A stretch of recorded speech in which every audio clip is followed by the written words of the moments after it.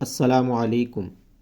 قرآن پاک میں بعض مقامات پر ایک الف لکھا ہوتا ہے جس پر کسی قسم کی کوئی حرکت نہیں ہوتی، جیسا کہ آپ سکرین پر دیکھ سکتے ہیں۔ اس ویڈیو میں ہم جانیں گے کہ اس الف کو کون سی حرکت کے ساتھ کب ادا کرنا ہے۔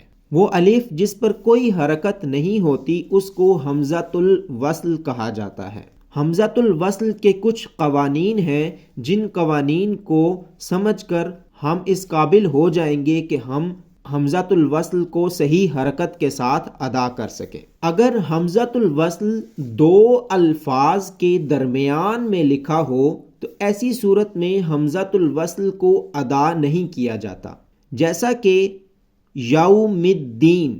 یہاں یوم اور دین کے درمیان میں ایک الف ہے جو حمزۃ الوصل کہلاتا ہے، اس حمزۃ الوصل کو ادا نہیں کیا جاتا۔ یوم الدین، صراط المستقیم، طعام الاثیم، عذاب الجحیم۔ اگر حمزۃ الوصل کسی لفظ کے شروع میں ہے اور اس کے بعد دوسرا حرف لام ہے تو ایسی صورت میں حمزۃ الوصل کو زبر کے ساتھ ادا کیا جاتا ہے، جیسا کہ الحمد۔ یہاں حمزۃ الوصل سے لفظ شروع ہو رہا ہے اور اس کے بعد دوسرا حرف لام ہے۔ دوسرا حرف لام ہونے کی وجہ سے ہم حمزۃ الوصل کو زبر کے ساتھ پڑھ رہے ہیں۔ الحمد، الذی، الیوم، السماء۔ اگر حمزۃ الوصل کسی لفظ کے آغاز میں ہے اور اس کے بعد دوسرا حرف لام نہیں ہے تو اس صورت میں ہم اس لفظ کے تیسرے حرف کی حرکت کو دیکھتے ہیں۔ اگر تیسرے حرف پر زبر یا زیر ہو تو اس صورت میں حمزۃ الوصل کو زیر کے ساتھ ادا کیا جاتا ہے، جیسا کہ یہ لفظ ہے اذھب۔ حمزۃ الوصل سے آغاز ہو رہا ہے اور تیسرا حرف ہے ہا۔ ہا کے اوپر زبر ہے۔ تیسرے حرف کے اوپر زبر ہونے کی وجہ سے حمزۃ الوصل کو زیر کے ساتھ ادا کیا جا رہا ہے۔ اذھب، اعملوا، اشتروا، اعلموا۔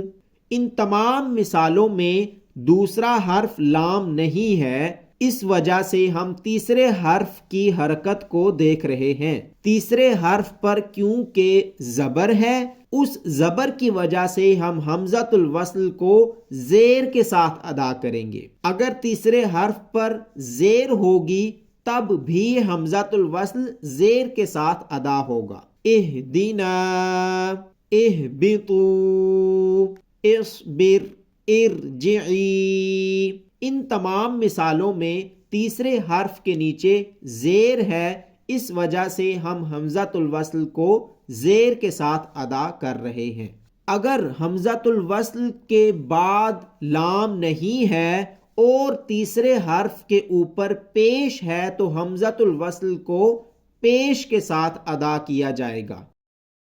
انظر، ادخلوا، ادعوا، اقتلوا۔ ان تمام مثالوں میں تیسرے حرف کے اوپر پیش ہونے کی وجہ سے حمزۃ الوصل کو پیش کے ساتھ ادا کیا جا رہا ہے۔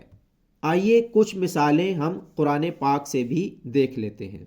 بسم اللہ الرحمن الرحیم، الحمد للہ رب العالمین، الرحمن الرحیم، مالک یوم الدین۔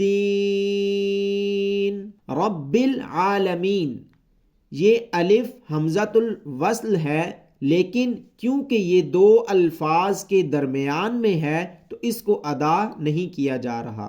الرحمن الرحیم، الرحمن الرحیم۔ جب ان دونوں الفاظ کو ملا کے پڑھتے ہیں تو حمزۃ الوصل کیونکہ دو الفاظ کے درمیان میں آتا ہے تو یہ حمزۃ الوصل ادا نہیں ہوتا۔ مالک یوم الدین، یوم اور دین کے درمیان میں حمزۃ الوصل ہے۔ الرحمن، الرحمن کیونکہ حمزۃ الوصل کے بعد دوسرا حرف لام ہے تو ہم حمزۃ الوصل کو زبر کے ساتھ ادا کر رہے ہیں۔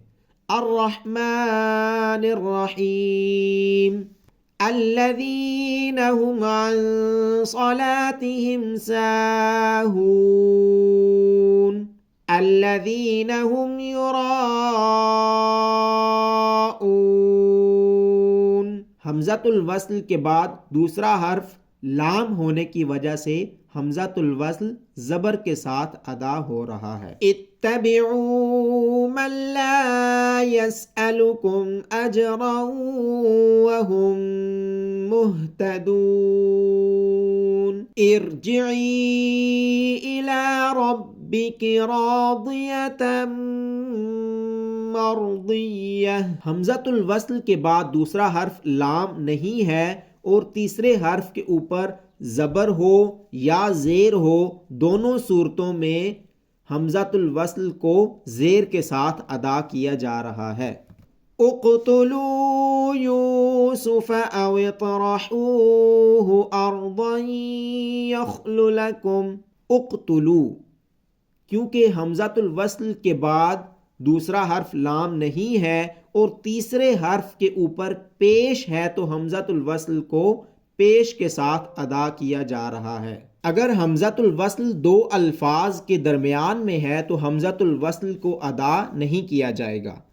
اگر حمزۃ الوصل کسی لفظ کے آغاز میں ہے اور دوسرا حرف لام ہے تو حمزۃ الوصل کو زبر کے ساتھ ادا کریں گے۔ اگر حمزۃ الوصل کسی لفظ کے آغاز میں ہے اور دوسرا حرف لام نہیں ہے تو اس لفظ کے تیسرے حرف کی حرکت کو دیکھیں گے۔ اگر تیسرے حرف کی حرکت زبر یا زیر ہے تو حمزۃ الوصل کو زیر کے ساتھ ادا کیا جائے گا، اور اگر تیسرے حرف کی حرکت پیش ہے تو حمزۃ الوصل کو پیش کے ساتھ ادا کیا جائے گا۔ امید کرتا ہوں آپ کو یہ ویڈیو پسند آئی ہوگی۔ اگر ویڈیو پسند آئی ہو تو چینل کو سبسکرائب کر دیں اور بیل آئیکن پہ کلک کر دیں۔